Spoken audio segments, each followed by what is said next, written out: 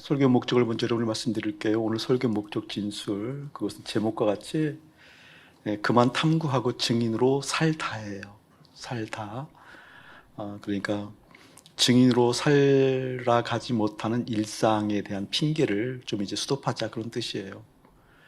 일상에서 주님을 만나고 일상에서 주님과 함께 거하고 일상에서 주님과 함께 호흡하는 그 일에 대해서 하지 못한 여러 가지 이유가 있을 거예요. 거리끼는 것이 있고 걸림돌이 있을 텐데, 그러한 핑계를 이제 스톱하고 일상에서 주님을 만나는 증인의 삶을 살아가는 모습이 어떠한 모습인가라는 것을 알아가게 만드는데 오늘 설교 목적이 있어요. 첫 번째는 왜 증인해야 하는가라는 것을 말씀을 통해서 깨닫게 될 거예요. 두 번째는 왜 증인이 될 수 없는가를 또한 볼 거예요. 그 두 가지를 통합적으로 보게 되어지면서 증인으로 살다라는 의미가 어떤 의미인지 일깨우게 만드는데 오늘 설교 목적이 있어요. 오늘 설교를 들은 다음에 여러분의 마음 가운데 그래, 증인으로 사는 게야, 일상에서 주님을 만나는 게지, 일상에서 주님과 함께 호흡하는 것이 믿음 맞지, 그래 일상이야 라는 결론을 맺게 만드는데 설교 목적이 있습니다. 그 은혜가 여러분에게 주님의 이름으로 가득하기를 먼저 축복합니다. 요즘 델타 변이 바이러스가 좀 심각하잖아요. 주종을 이루었고 90%가 넘는다고 그래요. 델타 변이가 이제 100% 거의 육박하는 것 같아요. 참 어려움이 많죠. 그런데 이제 이보다 좀 더 강력한 변이가 하나 나왔잖아요. 람다 변이라고. 델타 변이는 인도에서 출발을 했지만 람다 변이는 페루에서 출발을 했어요. 람다 변이가 지금 일본에 상륙을 했기 때문에 한반도에도 조만간에 상륙한다라는 것은 이제 상식적인 일이죠. 람다 변이 바이러스는 중증 환자로 나가는 게 10%에 육박한다고 그래요. 치사율 10%까지 얘기하는 분들이 있는데 그보다는 중증으로 발전하는데 10% 굉장한 거죠. 이렇게 되어지면 백신도 조금 어려움이 있다라고 보는 견해가 우세해요. 그런데 지난주 뉴스위크지에 보게 되어지니까 그보다 더 좀 뭐라 그럴까, 좀 우려할 만한 그런 발표를 하나 하더라고요. 앞으로는 백신을 무력화시키는, 백신이 먹히지 않는 그런 바이러스가 곧 출현하게 되어진다라고 얘기하게 되어지면서 과학자들이 이름을 지었어요. 바이러스 이름을. 근데 그 바이러스 이름을 듣고 목사님 상당히 좀 충격을 받았어요. 그 바이러스 이름이 둠스데이예요. 둠스데이 변이 바이러스. 둠스데이라는 것은 다른 것이 아니라 최후의 날이라는 거잖아요. 최후의 날이라는 거예요. 그러니까 과학자들이 이제 굉장히 심각하게 우려를 하는 거죠. 백신도 먹히지 않는 그런 변이 바이러스가 곧 상륙하게 되어진다. 곧 어디선가 나타나게 되어진다. 거기에 대한 대비를 가지고 있어야 된다라는 것이 지난주 뉴스 퀴즈에 나왔던 이야기였어요. 최후의 날이라는 그 어감이 우리에게 준 충격이 있거든요. 어떤 의미인지 알잖아요. 그런데 목사님은 그런 어떤 단어가 갖고 있는 두려움보다는 실제 우리의 삶의 태도, 양식을 보고 큰 두려움을 느껴요. 마치 과한 예 같지만 결코 과하지 않다고 생각하는 것이 어떠한 것인고니, 소돔과 고모라에서 그렇게 강력하게 주님의 임재를 이야기하잖아요. 여기 하나님의 심판이 있어요. 하나님의 심판을 피할 수 없어요. 돌이키세요. 라는 것이 먹히지 않잖아요. 살아왔던 그 방식 그대로 살아가요. 살아가요. 끝내는 하나님의 그 심판을 피할 길이 없었죠. 이 시대를 볼 때 그런 우한으로부터 시작되어진 바이러스, 또 인도로부터 시작되어진 바이러스, 페루부터 시작되어져서 우리가 대비를 해야 될 또 바이러스, 앞으로 오게 될 둠스데이라고 일컬어지는 바이러스, 그런 환경들을 보게 되어지면서 많은 사람들이 빨리 종식되었으면 좋겠다라고 생각하는데 그 생각의 모양들이 있거든요. 그 모양들은 행복을 위해서, 즐기기 위해서, 또 경제권을 좀 더 뭐랄까 취하기 위해서, 자아를 성취하기 위해서 이런 방향들이거든요.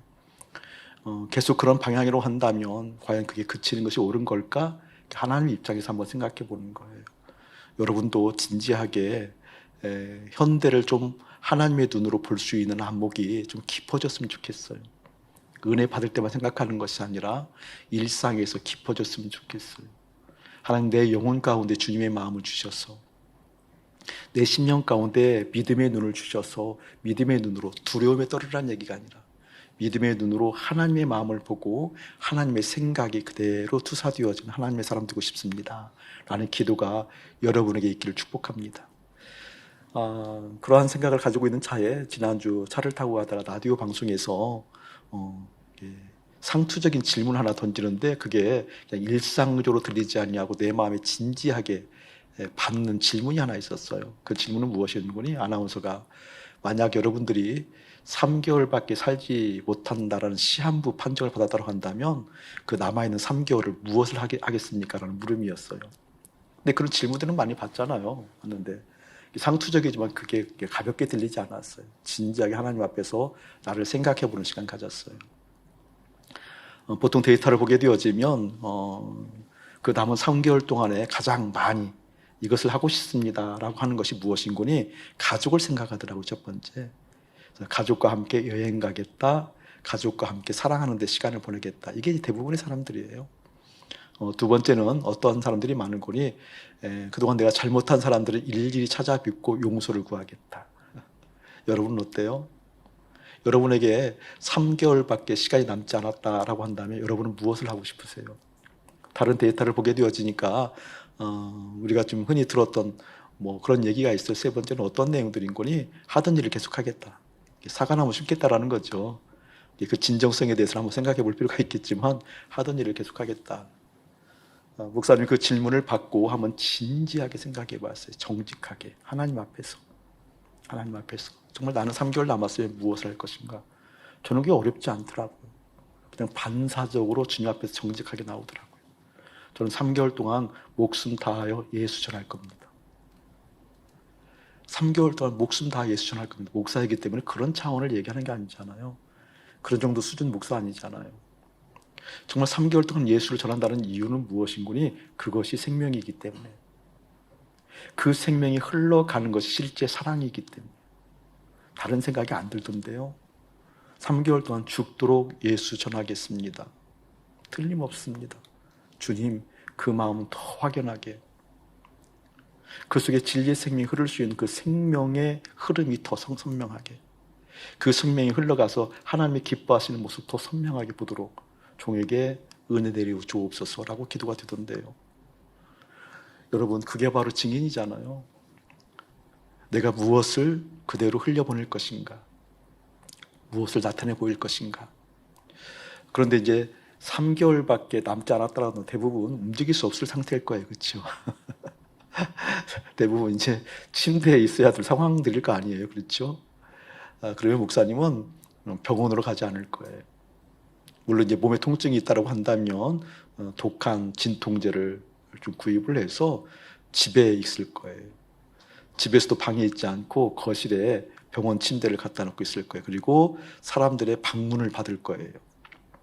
믿지 않는 사람들이 오게 되어지면 아르바이트로 성경을 1시간 읽으라 그러고, 아르바이트 대신으로, 그리고 아르바이트비 주면 되잖아요. 그리고 말씀을 전하고, 또 여러분 같은 시원찮은 사람들 오면은 다시 복음을 전할 거예요. 복음을 전할 거예요. 평생에서도. 믿지 않는 분들이 오면 아르바이트 비용으로 성경을 읽으라 그러고, 그게 뜻이 무엇인지 생각해 보자 그러고, 내가 잘 못 듣겠다고 다시 한번 읽으라 그러고, 읽고 나서 내가 그 뜻이 무엇인지 모르겠다고 다시 한번 그 뜻을 한번 생각해 보라 그러고, 모른다 그러면 나는 이런 생각이 드냐 어쩌 하면서 예수 전할 거예요. 특별히 주님을 전할 수 있는 그 구절들 한 구절을 다 메모했다가 그 구절들 집중해서 보게 할 거예요. 여러분은 3개월이 남아있다고 한다면 무엇을 하고 싶으세요? 가족과 여행하고 싶으세요? 못다한 여행을 다 하고 싶으세요?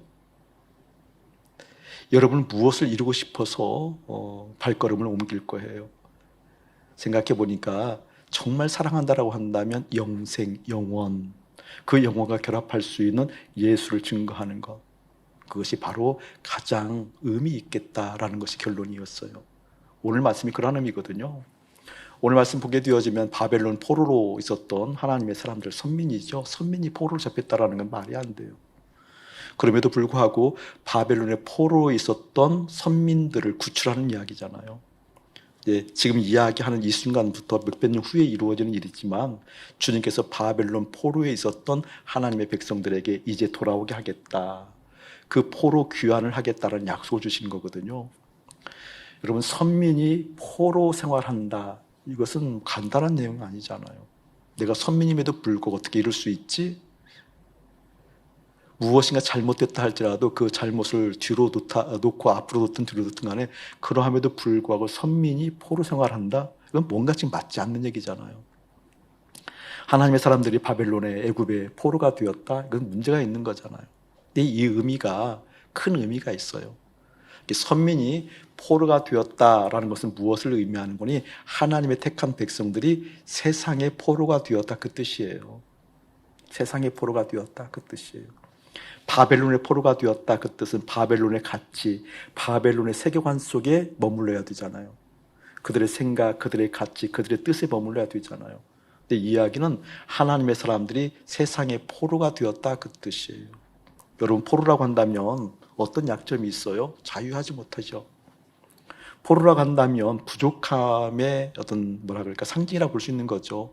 결박되어지고 구속되어지고 마음대로 하지 못하고 뜻을 펼치지 못하고 함께 더불어 즐거워하지 못하고 내 마음 가는 곳에 내가 가지 못하고 어쨌든 구속당하고 결박당하고 그리고 무엇인가 제재가 되는 게 포로잖아요. 그렇죠? 포로잖아요. 그러니까 세상의 포로가 되었다 이 말은 세상에서 아무리 뛰어난 것이 있다 할지라도 그것을 통해서 만족함을 얻을 수 없다 그 뜻이에요. 하나님의 사람들이 바벨론을 끌려가서 포로가 되어서 이야기는 선민인 내가 세상의 가치에 갇혀 있다. 세상의 뜻에 갇혀 있다. 그래서 어떻게 만족할 수 있을 것 같았는데 결코 만족할 수 없다. 만족되지 않는다라는 그런 뜻이에요. 그것이 일깨워졌으면 참 좋겠어요. 그것이 어떤 의미인지 정말 여러분 일깨워졌으면 좋겠어요.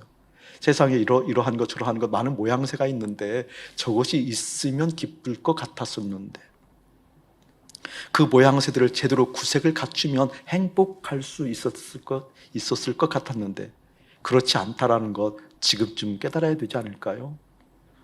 이것이 있어서 만족되는 게 아니었구나. 은을 사랑하는 자는 은을 만족할 수 없는 거구나.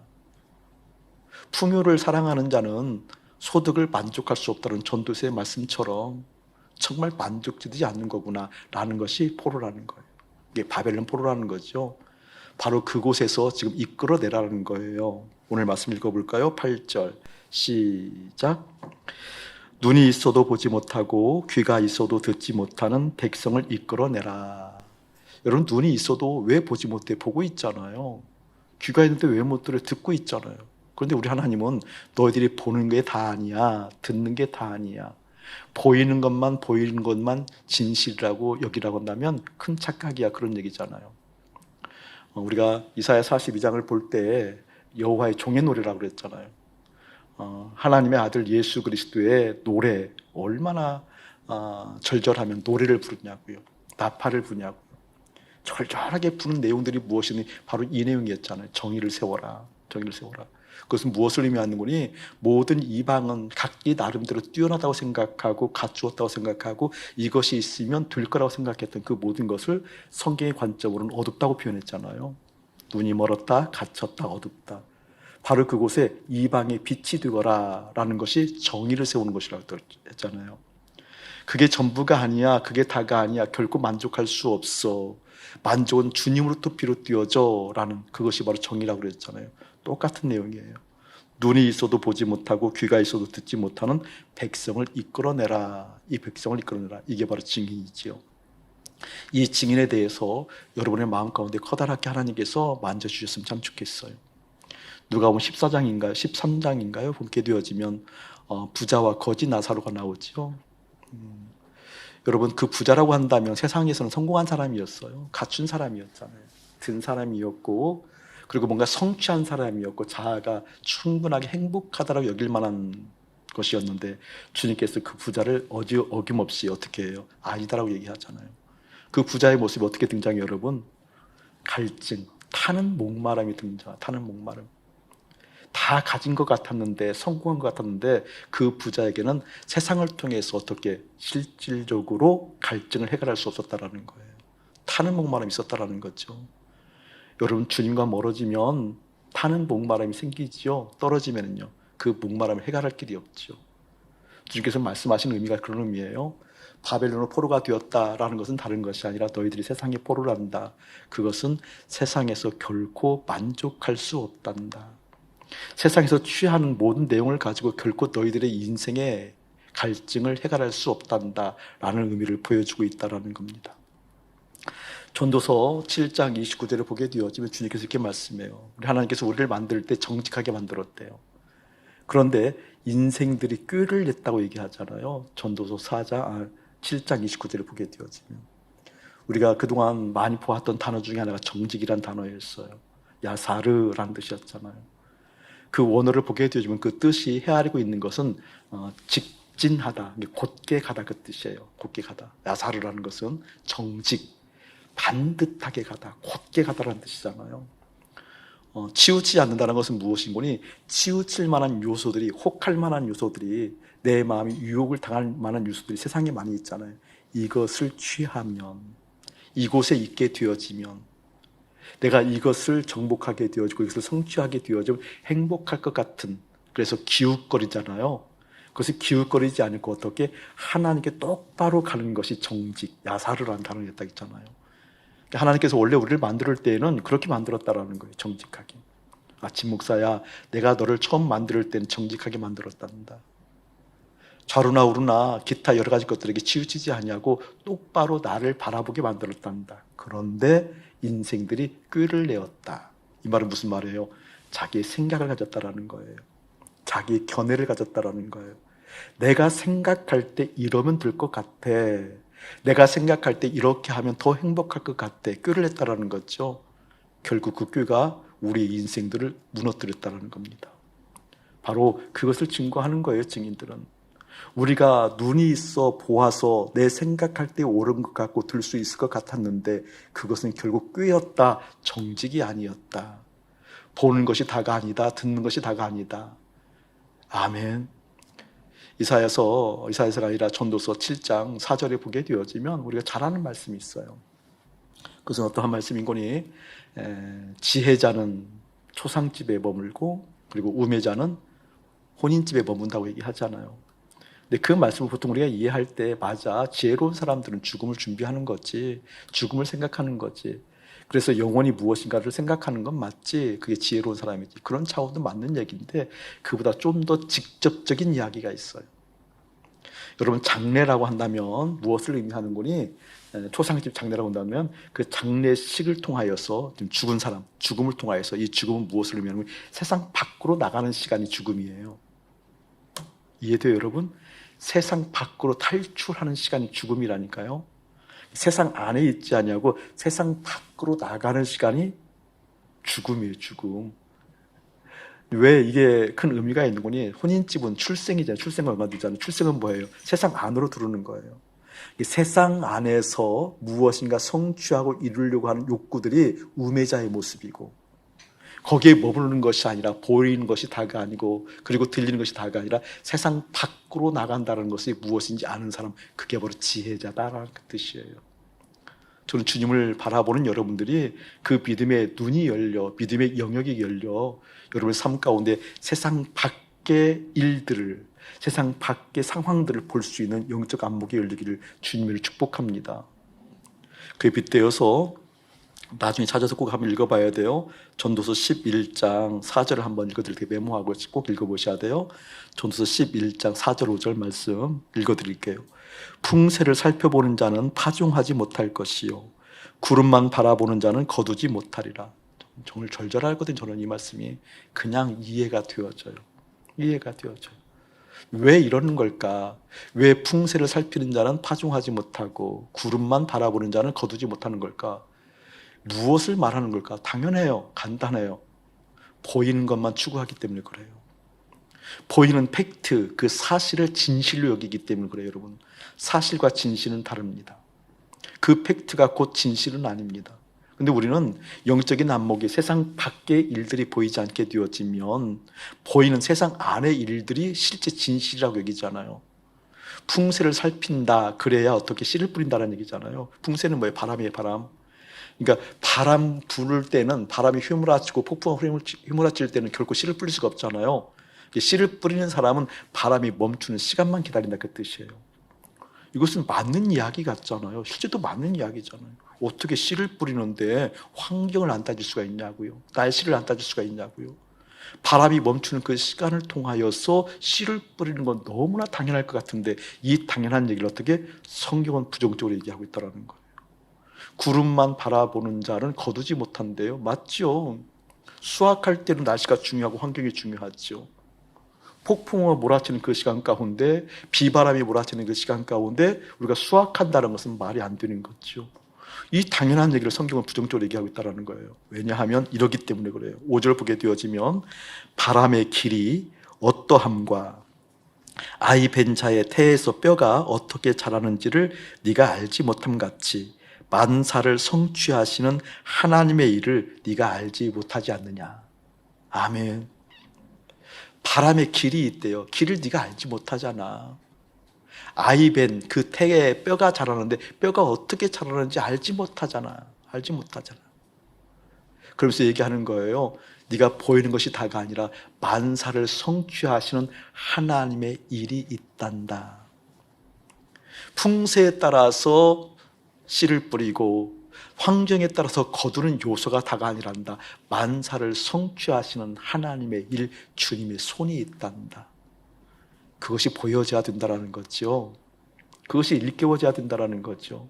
그것이 삶 가운데 우리 삶 가운데 실제로 드러나는 것이 믿음이라는 거죠.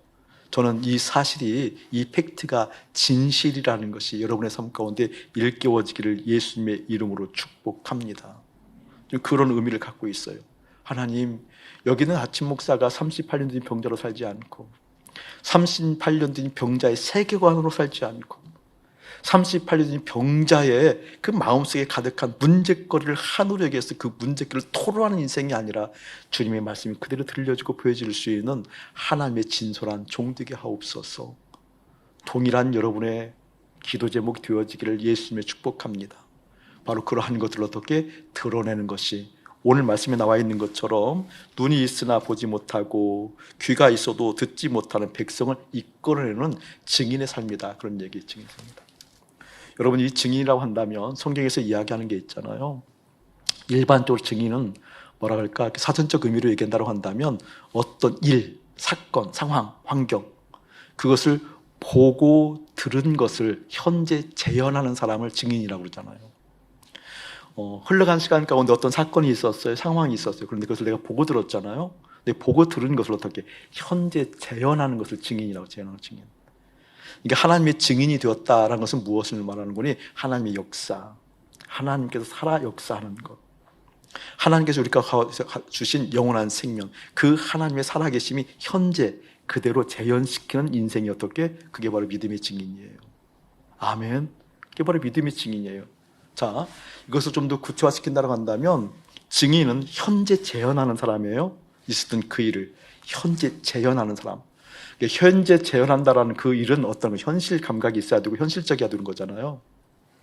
현실을 다시 한번 설명하면 이런 거라고 얘기했어요. 여러 사실들이 있는데 그 수많은 사실들을 내 마음에 붙든 것만 현실되어져요. 맞죠? 지금도 여러분 밖에 나가면 수많은 사실들이 있잖아요. 그 수많은 사실들이 다 내 마음에 현실되어지지 않다니까요. 그 수많은 사실들을 내 마음에 붙든 것만 현실되어져요. 우리 2부 그다음에 1부 때 이야기했더니 교우들이 막 웃더라고요. 속이 있으니까 웃는 거거든요. 한번 여러분에게 물어볼게요. 우리가 돈이 없다는 것도 사실이죠. 청년들이 안 웃나? 그냥 일상적이라서 그러는 거지. 우리가 돈이 없다는 것도 사실이에요. 또 하나님이 계신다는 것도 믿음의 사람들은 사실이에요. 맞죠? 돈이 없다는 것도 사실이고 하나님이 계신다는 것도 사실이에요. 그런데 이 두 사실 중에 내 마음이 붙든 것만 현실되어진다니까요. 맞죠? 틀리면 사실이에요. 그런데 밖에 나가면 정치적 상황들, 그 사실이 있죠. 경제적인 상황들, 사실이 있죠. 이 타락한 문화의 습성, 속성들, 사실이죠. 여러 가지 사실들이 있는데 그 사실들이 어떻게 내 마음에 붙드는 것만 현실되어진다. 현실되어진다. 그러니까 오늘 말씀 보게 되어지면 하나님 자체가 나의 현실이라는 건 무엇이라는 거예요? 내 마음이 하나님을 붙들었다라는 거예요. 내 마음에 하나님을 본다라는 거죠. 그 하나님이 실제 되었다라는 것, 실제 되었다라는 것. 여러분, 이 실제 되어진, 현실된 하나님, 내 마음 가운데 제1현실되어진 하나님, 이게 어떻게 실제 리얼리티가 되어졌다는 거죠. 그게 믿음이라는 거예요. 그러니까 하나님이 현실되지 않은 것은 믿음이 아니다. 믿음은 하나님이 현실된 것만 믿음이다. 동의하나요? 내가 지금 가지고 있는 상태, 그 믿음이라는 것은 내가 듣고 내 머리에 입력되어져 있고 내가 주님을 고백하기 때문에 믿음이 아니라 그 고백이 현실되었냐라는 거예요. 그 고백이 현실되었을 때면 어떻게? 그게 바로 곧 믿음이라는 거예요. 이 믿음이 여러분에게 그대로 보여졌으면 참 좋겠습니다. 골리앗하고 다윗하고 싸워요. 다윗은 하나님을 섬겼던 사실이 있죠. 팩트가 있잖아요. 근데 그 팩트가 어떻게? 현실된 거예요. 골리앗 싸웠을 때. 너는 칼과 창으로 나에게 나오지만 나는 만군의 주 여호와 이름으로 간다고 해서 어떻게? 도대체 공략할 수 없었던 난군 불략으로 불려졌던 그 골리앗을 어떻게? 들어가잖아요. 그냥 물돌매 가지고 돌잖아요. 최신 무기를 가지고 그리고 가장 튼튼한 장비를 가지고 그런 어떤 실제적인 어떤 그런 것을 가지고 있었던 골리앗이 문제가 되지 않았잖아요. 물맷돌만 있어도 됐잖아요. 왜? 하나님이 현실되었기 때문에. 근데 똑같이 사울도 하나님을 섬겼다니까요. 그 팩트가 있다니까요. 주님을 섬겼죠. 예배 드렸죠. 제사 지냈지요. 날마다 아침적으로 상번제 지냈지요. 주님을 섬기는 그 팩트가 있었음에도 불구하고 그것이 어떻게? 현실되지 않았어요. 관념이었잖아요. 여지없이 그 관념은 믿음이 아니더라. 무너지더라는 거예요. 무너지더라. 왜 그런가? 중요한 개념을 하나 얘기하려고 그래요, 여러분. 목사님이 참 오랫동안 속았던 부분이고 참 주님께 죄송하고 여러분들께 죄송한 내용이 있어요. 뭔 거니? 목사님은 목사이기 때문에 아무래도 성경을 묵상하고 연구하는 사람이잖아요. 그러니까 여러분들은 훨씬 더 성경과 가까이 지내는 시간들이 많아요. 이해도가 훨씬 있죠. 이해도가. 다른 사람들보다 볼 때 좀 더 이해도가 더 있게 되어지죠. 말씀이 이해되었다고 말씀의 사람은 아니라는 겁니다. 말씀이 이해되었다고 그게 곧 하나님의 사람은 아니라는 거예요. 그런데 말씀이 이해되어지면 어떤 함정에 빠질 수 있는 거니? 말씀을 이해한 나를 신뢰하기 시작하면 곤란해요. 대부분 사람들이 거기서 무너져요. 여러분, 기도하는 것도 얼마나 아름답고 복되어요. 응답받는 것도 얼마나 아름답고 복되어요. 여러분, 기도 응답받을 때 오는 그 시원함들이 있죠.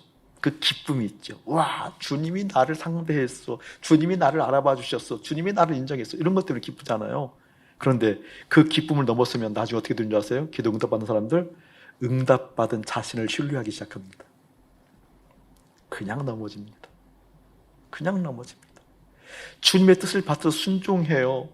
너무 좋아요. 뿌듯해, 감사해요. 여기까지는 좋은데 주님께 순종한 나를 신뢰한다니까요. 제가 그랬어요. 제가 하나님 말씀을 이해하는 나를 신뢰했어요. 얼마나 까불었는지. 주님께서 길이 참으시는 그 은혜가 아니면, 주님께서 참으시고 나를 끝없이 바라봐 주시는 주님의 그 은혜가 아니었으면 벌써 어떻게 털썩 깨어지고 말았을 인생이라는 것 부정할 수가 없어요. 부정할 수가 없어요. 저는 여러분에게 주의 이름 축복합니다. 이해되어진 것이 아니라 어떻게? 실제 그것이 나에게 리얼리티로 자리 잡아야 된다는 거예요. 이해되어진 그 말씀이 나의 현실되어져야 된다는 거예요. 하나님, 이 말씀이 현실되어지지 않냐고는 나는 할 수가 없습니다. 어떻게 견딜 수가 없는 인생입니다. 이게 여러분 삶 가운데 실제 일어나기를 예수의 이름으로 축복합니다. 지난 주간에 한 집사님을 만났는데 이 집사님 고백이 어떤 기도 응답에 대해서 참 좋아하시더라고요. 좋죠. 교회가 기도 응답되었으니까. 그런데 그 기도 응답 내용이 간증할 만한 아주 멋진 거였어요. 너무 감사했어요. 좋았어요. 그러니까 어떤 상황이 있었는데 이 상황 가운데 타협할 만한 상황이었는데 그때도 타협하지 않고 주님을 부르기로 작정한 거예요. 주님을 선택하기로 작정한 거예요. 그래서 정말 주님을 선택하면서 실제 그 행동을 옮겼을 때 주변이 잠잠해지는 것을 경험한 것. 박수 쳐줄 만하죠. 여러분 삶 가운데도 환경, 문제, 염려, 걱정, 근심, 그것이 환경으로 휘몰아친다 할지라도 휘몰아치는 그 환경이 여러분의 마음 가운데 흔들리지 아니하고 나는 그때에도 주님을 부를 수 있는 평안 있기를 축복해요. 그런데 문제는 제가 그분한테 박수 쳐주고 고맙습니다, 감사합니다, 잘했습니다 해놓고 이런 얘기를 했어요. 그런데 있잖아요, 집사님. 그런 당신을 신뢰하기 시작하면 넘어진답니다. 반드시 그런 패턴으로 간답니다. 우와, 내가 이런 상황에서 이겼어. 그래, 내가 이겼어. 누가 이겼어? 그래, 이런 상황에서 내가 이겼어. 와, 이겼어. 내가 하나님 감사합니다라고 얘기하지만 내가 이겼어. 누가 이겼어? 그 신뢰는 다른 곳에서 또 넘어져요. 왠지 아세요? 육체는 신뢰할 게 못 됩니다. 정말 육체는 신뢰할 게 못 됩니다. 정말 육체는 넘어집니다. 다윗 넘어졌어요. 모세 흔들리잖아요. 넘어졌죠. 살인했지요. 아브라함 그냥 넘어졌어요. 주님을 바라본 신앙의 대가들이었지만 육신 자체는 결코 신뢰할 수 없어요.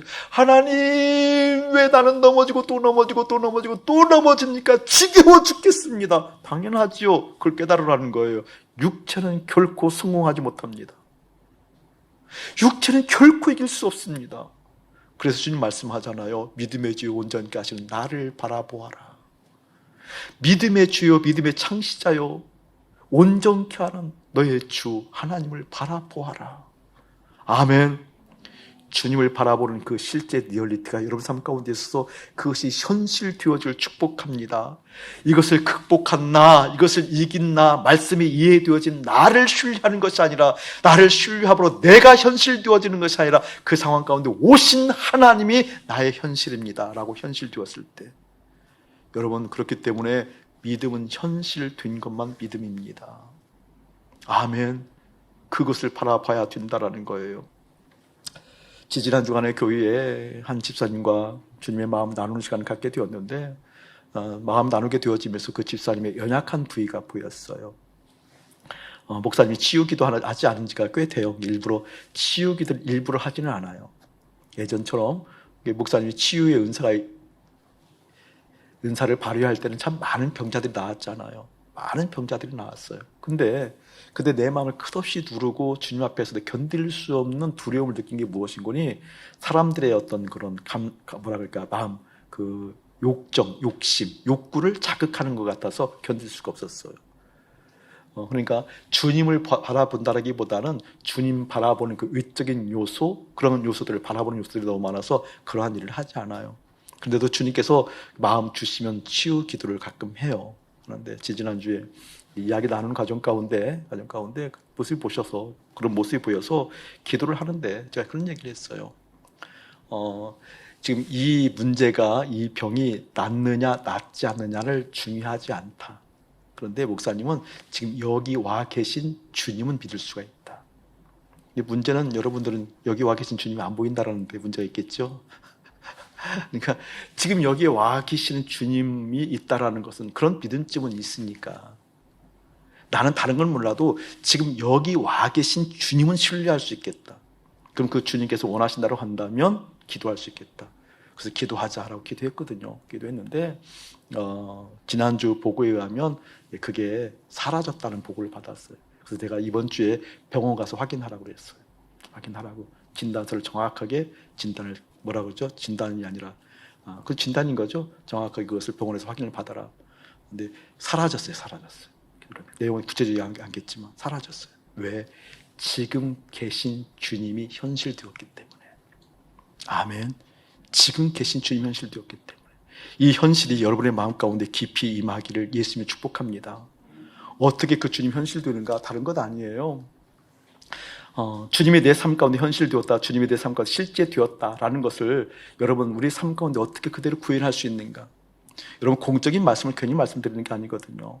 목사님이 월요일 날 새벽에 교회 나오면 가장 먼저 하는 것이 잠깐 묵상을 하고 간단하게 주변 정리를 한 다음에 바로 하나님의 말씀을 보아요. 어떤 말씀을 보는 줄 아세요? 주일날 선포되어진 하나님의 말씀을 보아요. 지난 주간에 주일날 선포된 말씀이 뭐였어요? 요한복음 5장 19절에서 24절 말씀 봤죠? 그 말씀을 월요일날 다시 본다니까요. 다시 보면서 하나님께 기도해. 하나님, 저 38년 된 병자로 살기 싫어요. 주님께서 말씀하실 때 낫고자 하느냐라고 했을 때 문제거리를 이야기하는 그런 우매자가 되고 싶지 않아요. 하나님, 우리 지금 요한복음 5장 19절에서 말씀했잖아요. 스스로 계신 분은 하나님뿐이잖아요. 스스로 계신 하나님이라고 한다면 하나님부터 출발하는 건 맞잖아요. 어쩜 그렇게 나로부터 출발하는 일이 많은지요. 하나님, 나 그렇게 살기 싫어요. 나 그렇게 살기 싫어요. 모든 것이 주님부터 출발할 수 있는 인생이 되게 해주세요. 월요일 와서 그거 한다니까요. 화요일 날은요, 또 그거 해요. 새벽에 와서. 수요일 날은요, 또 그거 해요. 목요일 날은요, 또 그거 해요. 금요일 날은요, 또 그거 해요. 토요일 날은요, 또 그거 해요.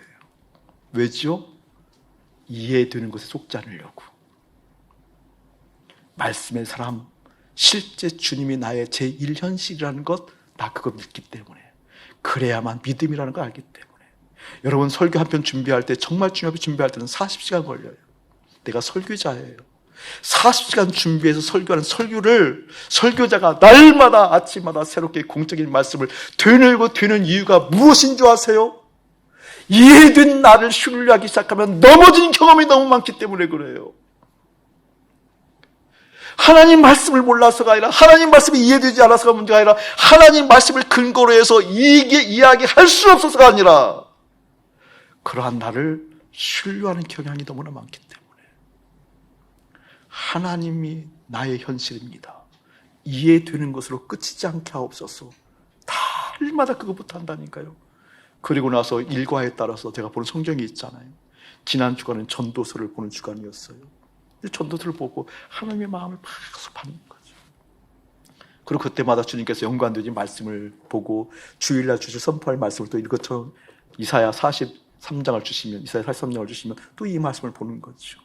날마다 그러한 삶들. 저는 사랑하는 여러분들에게 그게 정말 여러분이 좀 목사로부터 흘러가는 하나님의 마음이기를 예수님이 축복합니다. 설교자가 그 정도 한다고 한다면 여러분 좀 더 심각하게 받아들였으면 참 좋겠어요. 하나님, 내가 지금 무엇인가 잘하고 있기 때문에, 이해가 되었기 때문에, 은혜가 되었기 때문에, 선하기 때문에, 순종했기 때문에, 무엇인가 나에게 응답되어진 하나님의 손길이기 때문에, 그것 때문에 나를 자신을 신뢰했던 나를 용서해 주시옵시고, 온전하게 함께 하신 하나님의 손길을 보고 그 하나님을 신뢰할 수 있는 인생이 되게 하옵소서.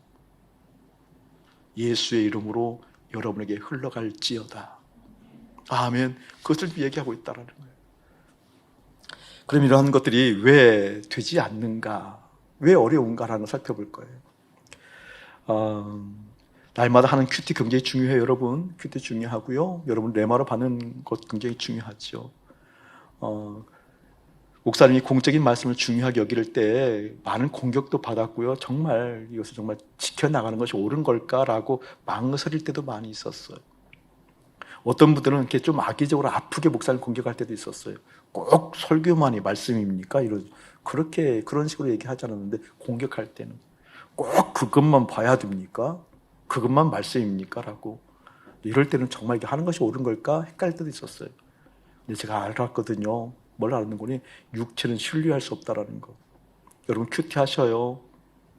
하나님 말씀 꼭 보면서 많이 보고 새기세요. 그런데 한 가지 새겨야 돼요. 여러분의 육체 신뢰하지 마세요. 무슨 얘기일까요? 여러분, 육체의 컨디션에 따라서 말씀이 달라지는 거 아십니까? 공적인 말씀 하나 제대로 새길 수 없다고 한다면 여러분 큐티하는 거 신뢰하지 않는 게 좋습니다. 그런 의미로 얘기 드리는 겁니다. 공적인 말씀을 세우고, 왜 그것은 공적으로 주신 말씀이 내 육체에 따라서 듣는 것이 아니잖아요. 딱 정해져 있는 거잖아요. 공적으로 듣게 내 육체의 상황에 따라 바뀌는 게 아니라니까요. 근데 그것마저도 흔들려고 하는 악한 의도가 있긴 있지만 여러분 공적인 말씀이 여러분의 삶 가운데 새겨져야 되고, 가정에서 나누어져야 되고, 가족이 나누어져야 되고, 삶의 현장에서 나누어져야 되고. 여러분 그냥 우스갯소리로 얘기하지만 비교는 하면 안 되는데, 목사님 1부, 2부 때 얘기했거든요. 비교하지 않아야 되는데 어떻게든 해보십시오. 무슨 의미인 거니? 그렇게 하는 가정과 하지 않는 가정 살펴보라니까요. 그렇게 하는 사람과 하지 않는 사람 살펴보라니까요. 어떤 차이가 있는가. 여러분, 그 말씀이 나에게 제1현실 되었을 때 역사하신 하나님의 손길, 귀가 있어도 듣지 못하고 눈이 있어도 보지 못하는 이 세대 가운데 끄집어내요. 내가 제1현실이란다 라고 말씀하시는 그 하나님의 손길, 그 손길이 여러분의 삶 가운데 펼쳐지기를 주님의 이름으로 축복합니다. 왜 안 되는가에 대해서, 그럼 어떻게 해야 되는가에 대해서 여기 한번 읽어봅시다. 오늘 말씀 22절, 23절만 읽어볼까요? 24절까지 다 읽죠 뭐. 한번 다시 한번 읽어봅시다. 시작. 그러나 야곱아 너는 나를 부르지 아니하였고 이스라엘아 너는 나를 괴롭게 여겼으며 내 번제의 양을 내게로 가져오지 아니하였고 내 제물로 나를 공경하지 아니하였느니라. 나는 제물로 말미암아 너를 수고롭게 하지 아니하였고 유황으로 말미암아 너를 괴롭게 하지 아니하였거늘 너는 나를 위하여 돈으로 향품을 사지 아니하며 희생의 기름으로 나를 흡족하게 하지 아니하였고 내 지줌으로 나를 수고롭게 하며 내 죄악으로 나를 괴롭게 하였느니라. 아멘. 이게 중요한 얘기거든요. 이스라엘 백성들이 우리 하나님을 안 불렀다고요? 아니요, 불렀어요. 수도 없이 불렀지요. 야곱아 너는 나를 부르지 아니하였고, 아니요, 불렀어요. 불렀음에도 불구하고 하나님께서 그것을 부른 것으로 인정하지 않았다는 거죠. 이스라엘 백성들이 번제물을 안 드렸다고? 아니요, 번제사를 날마다 지냈죠. 대속죄는 전 국민이 다 드렸죠. 아침 저녁으로 상번제 드렸죠. 그런데 하나님께서 그것을 인정하지 않았다는 거죠. 여러분, 하나님을 불렀음에도 불구하고 하나님께서 그것은 부른 것이 아니야 라고 얘기했다는 거잖아요. 우리 주님 부르지요. 하나님 부르잖아요. 날마다 부르잖아요. 오늘도 불렀잖아요. 찬송으로 주님을 높였고 기도로 불렀고 내 마음속에서 주님을 얼마나 불렀어요. 그럼에도 불구하고 하나님께서 그것은 나를 부른 것이 아니다 라고 얘기한다니까요. 사모가 저 뒤에 앉아 있어요. 앉아 있는데 집에서 제가 목마를 때 제가 물병을 찾으러 가는 게 아니라 여보 불러요. 제가 목이 마르면 냉장고에 가서 물을 끄집어내 오는 것이 아니라 여보 불러요. 성경책이 필요하거나 책이 필요하면 책을 가지러 내가 가는 게 아니라 여보 불러요. 수박 먹고 싶을 때도 여보 불러요. 수박을 불렀게? 아내를 불렀게? 대답해 보세요 여러분. 물을 불렀게? 아내를 불렀게? 그거예요, 그거. 바로 그거예요. 우리 교회에 지금 오셔서 신앙생활 잘 하시는 분이 있어요. 참 귀한 분이에요. 이분이, 제가 이분을 아는 분이거든요. 이분이 오신 지가 한 2년 된 것 같은데, 이분이 정말 주님께 올인했던 분이에요. 예전 교회에서 올인했던 분. 그러니까 어느 정도 올인했는 거니, 봉사, 물질로도 봉사, 그냥 봉사, 그 다음에 뭐 기도, 철야, 뭐 가르치는 거, 정말 올인했던 분이에요. 누가 보아도 객관적으로 보면 예전 믿음의 시각으로 보게 되지만 정말 모범적이고 주님 앞에 온전하게 헌신했던 분으로 인식되어질 분이에요. 근데 이분이 깊은 낭망에 빠졌어요. 그리고 여기 신앙생활을 하게 되어지면서 마침표를 찍었어요. 그리고 목사님이 고백한 내용이에요. 목사님, 저는 문제를 불렀던 사람이지 하나님을 부른 사람이 아니었어요. 저는 문제를 불렀던 거지 하나님을 그토록 불렀다고 생각했는데 문제를 불렀던 사람이지 하나님을 부른 사람이 아니었어요. 신앙생활 지금 잘 하시는 분이 있어요. 우리 아이들이 엄마 부를 때는 엄마를 부르는 것 같지만 그 내용물은 따로 있습니다. 따로 있습니다. 여러분, 하나님을 부르지만 진짜 부르는 내용이 따로 있다는 거예요. 지금 그것을 이야기하고 있다는 겁니다. 야곱아 너는 나를 부르지 아니하였다. 수도 없이 불렀는데, 수도 없는 번제물을 갖다 드렸는데 하나님은 그렇지 않다고 얘기하고 있는 거예요. 그것은 너희들이 문제를 부른 거지, 문제를 해결하기 위해서 나를 부른 거지, 그 문제 때문에 부른 거지, 그 문제를 성취하기 위해서 부른 거지 나를 부른 것이 아니하였다. 저는 여러분에게 주의 이름으로 권면합니다. 그 하나님 자체가 나의 제1현실 되도록. 나 38년 된 병자로 살고 싶지 않아요. 나로부터 출발하고 싶지 않아요. 주님께서 내 안에 역사하는 그 영생을 가진 하나님의 사람으로 지금 말씀하신 대로 들려져서 지금 말씀하신 하나님이 내 인생의 첫 번째 되어지길 원합니다.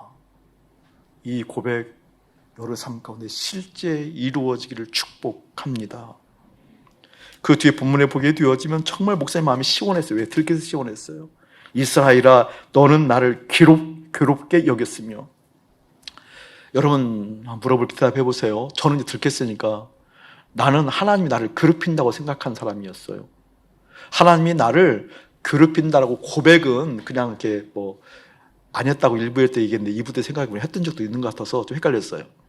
하나님이 나를 괴롭게 한다라고 입술로도 해본 것 같아요. 그러니까 왜 그러시냐고 해본 것 같은데 실제는 그런 생각은 아니 그런 의도는 아니었던 것 같아요. 그럼에도 불구하고 그런 생각이 아니었음에도 불구하고 내 온몸으로 하나님이 나를 괴롭게 한다고 표현하며 살았다니까요. 여러분을 물어볼게요. 하나님이 여러분을 괴롭혀요? 여러분 하나님이 여러분을 괴롭힌다고 표현하고 살아요? 표현하지 않고 살아요? 마스크 써도 대답해봐요. 시작. 그러니까 회개할 일이 많아. 여러분은 나보다 더 했으면 더 했지 덜 하진 않아요. 하나님이 나를 괴롭힌다고 여기며 산다니까요. 차근차근 예를 한번 들어볼까요? 목사님 경우를 예를 들어볼게요. 주님, 아침에 또 묵상해야 돼요. 오늘은 좀 쉬면 안 돼요. 누가 나를 괴롭히고 있어요 지금? 실제 그 얘기예요. 하나님 생명이라고 하는 거 알지요. 생명 맞지요. 이 생명이 끊기면 큰일 나지요. 그런데 오늘도 해야 돼요. 이런 상황도 해야 돼요. 이런 기분에도 해야 돼요. 이런 여건에도 해야 돼요. 이런 상황에도 해야 돼요. 라고 온몸으로 그렇게 하고 살아왔다라는 거예요. 실제 그렇게 하고 살아왔다라는 거예요. 하나님 이런 감정으로도 이 사람 만나야 돼요. 하나님 이렇게 속이 썩어 들어가는데 이때에도 웃어야 돼요? 누가 나를 괴롭게 하고 있는 거예요 지금? 하나님 나를 괴롭게 하고 있다. 이 코로나 시대에, 이 어려운 시대에 이렇게 해야 돼요 하나님? 정말 죽을 것 같은 이 상황 가운데 광야 선교 좋지요? 근데 이런 상황 가운데 이렇게 헌금해야 돼요? 이런 내용들.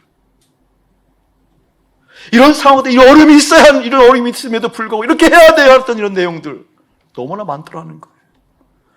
하나님 나를 괴롭게 한다 하고 지내왔구나. 왜? 그 하나님 자체가 나의 제1현실이 아니었고 항상 문제 해결을 위한 믿음 패턴이었으므로 그 하나님과 관계 속에서 맺어진 적이 별로 없으므로 나 여호와 너희를 구원한 하나님 오늘 말씀에 보게 되면 등장하잖아요. 어디에 등장해요 여러분? 11절을 보게 되면 나 곧 나는 여호와라 나 위에 구원자가 없느니라. 스스로 계신 분은 하나님이신데 나는 스스로 하지 않고 그 주님부터 출발했는데 그 관계가 설정되지 아니하니까 모든 일을 할 때마다 어떻게 하나님이 나를 괴롭히는 것을 여겼던 상황들 깨어지기를 예수의 이름 축복합니다. 그럼 어떻게 해야 되는가? 19절 한번 읽어보세요. 함께 합독하겠습니다. 시작. 보라 내가 새 일을 행하리니 이제 나타낼 것이라 너희가 그것을 알지 못하겠느냐. 반드시 내가 광야의 길을 사막의 강을 내리니. 아멘. 새 일 네모 쳐놓으세요. 네모. 우리 하나님께서 말씀하셔요. 새 일을 행하신대요. 새 일을 행하는 것을 못 보면 안 돼요. 새 일을 행하는 것을 봐야만 하나님의 사람이에요. 근데 그 새 일의 내용이 어떠한 내용인 거니 말씀 보게 되어지니까 이렇게 얘기하고 있어요. 너희가 그것을 알지 못하느냐라고 하면서 반드시 내가 광야의 광야 세모, 길 동그라미, 사막 세모, 강을 내리니 강 동그라미. 들어보세요. 이제 새 일을 행하시는 하나님이셔요. 새 일은 무엇인고요? 사막에 길을 내고 광야에 강을 낸대요. 그게 새 일이에요. 새 일. 하나님께서는 사막에 길을 내고 광야에 강을 내는 게 새 일이에요. 그 새 일을 보여주는 거예요. 우리 인생 가운데 광야에 사막에 길을 내고 강을 내는 것을 볼 수 없다고 한다면 하나님의 새 일을 보지 못하는 사람이지요. 그렇다고 한다면 하나님의 새 사람이 아닌 거예요. 우리가 실제 하나님의 새 사람이라고 한다면 하나님의 새 일을 봐야 돼요. 새 일을 본다는 것이 무엇이라고요? 광야 사막에 길이 되어지고 강이 나는 것을 봐야 된다는 거예요. 근데 이 뜻이 무엇이냐고 여러분. 여러분 사막과 광야는 어디를 의미하죠? 세상. 아멘. 자, 그러면 다시 처음으로 돌아가서 똑같은 얘기예요. 무슨 얘기인 거니? 사막과 광야가 세상이라고 일컬어진다고 한다면 사막과 같은 세상이므로 광야 같은 세상이므로 이 세상을 통해서는 결코 만족할 수 없단다 그 뜻이에요. 보통 1, 2분은 아멘 크게 나왔어요. 이렇게 짧게 안 나왔어요. 청년들은 더 사막을 경험해야 될까 봐. 사막과 광야는 세상이에요. 무슨 뜻이에요? 사막에서는, 광야에서는 아무리 너희들이 흡족한 것 같아도 결코 그것을 통해서 만족할 수 없단다. 해결할 수 없단다.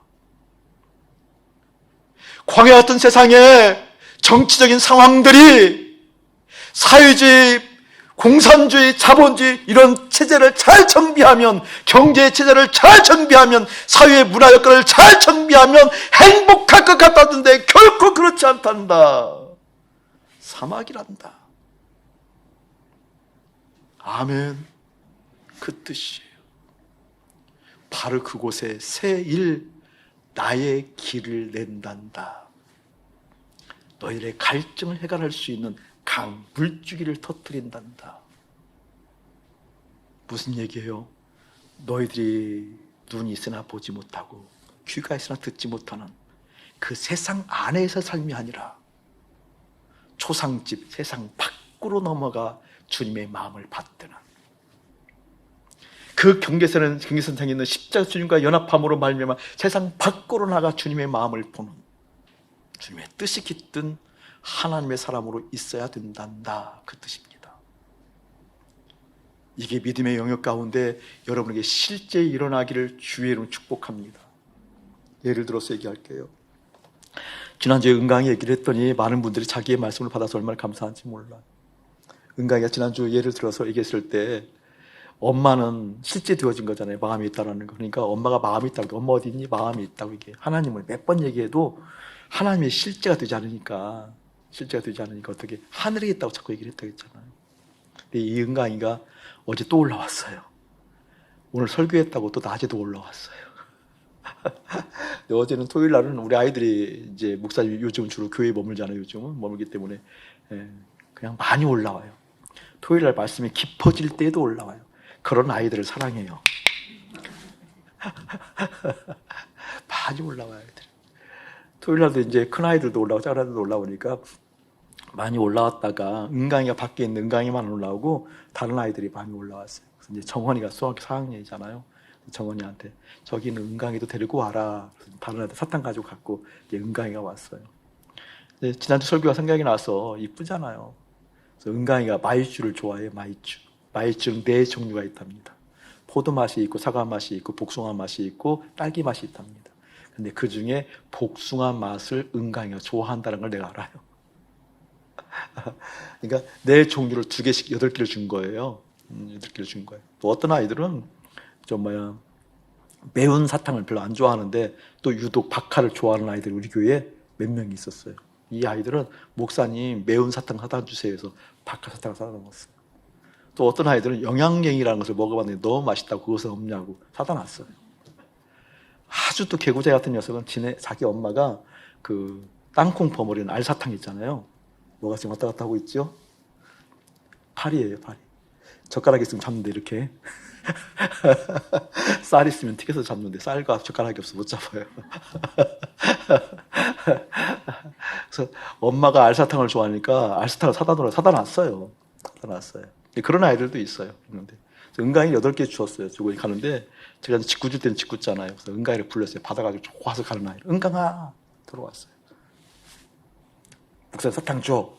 이 녀석 그 당황하는 눈빛을 여러분 봤어야 하는데 정원이가 그걸 보고 배꼽 잡고 웃는 거예요. 지금 은강이는 어마어마한 사건이 벌어진 거예요. 하늘이 무너지는 느낌. 주워놓고 또 뺏어가. 이 좋은 걸? 내가 심각하게 목사님도 좀 줘. 그러니까 꺼내서 하나 주더라고요. 주는데 보니까 포도 맛을 주는 거예요. 그래서 또 가는데 다시 불렀어. 은강아 목사님 사탕 줘. 이번에 또 포도 맛을 주는 거예요. 또 불렀어요. 은강아 목사님 사탕 줘. 근데 사과 맛을 주는 거예요. 4번째 부르니까 이 녀석 얼굴이 심각해졌어요. 그러더니 뭐라고 하면 또! 또! 그리고 꺼내는 것이 딸기 맛을 꺼내는 거예요. 8개 중에서 지금 이제 6개가 다 2개는 뭘만 안 꺼냈을까요? 복숭아를 안 꺼내요. 그래서 6번째, 7번째 얘기를 하게 되니까 이 녀석이 해요. 복숭아는 은강이 거. 복숭아는 은강이 거. 그래서 이제 걔도 달라고 그러니까 그 하나를 주는데 거의 울상인 거죠. 마지막 8번째는요. 터지기 직전이죠. 여러분 제가 그걸 뺏어가서 뭐가 배부르겠어요. 내가 준 건데. 나 그 마이쮸 몇 가마에도 살 수 있어요. 몇 가마에도 살 수 있어요.